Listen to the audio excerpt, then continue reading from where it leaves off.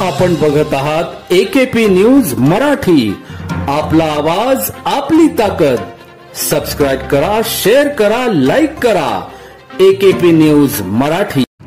नाशिकच्या गुन्हे शाखा युनिट क्रमांक 2 चे पोलीस नाईक नितीन फुलमाळी व पोलीस अंमलदार संजय पोटिंदे यांना गोपनीय माहिती मिळाली की इसमनाने करण शेखरे व चेतन पवार हे दोघे वारकरी चौक वडनेर दुमाला येथील सार्वजनिक रस्त्यावर हातात तलवारी घेऊन दहशत माजवत आहे।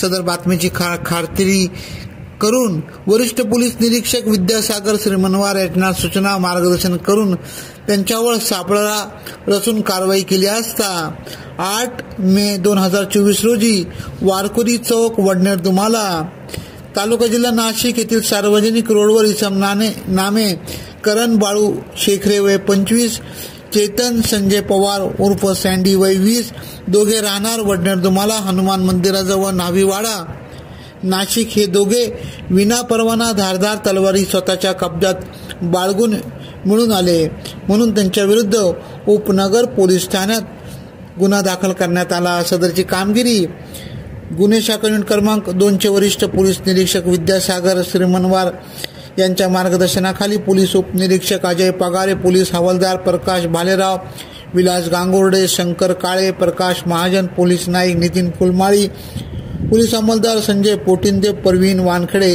आदींनी केली। AKP न्यूज साठी ब्युरो चीफ अनवर खान पठाण, नाशिक।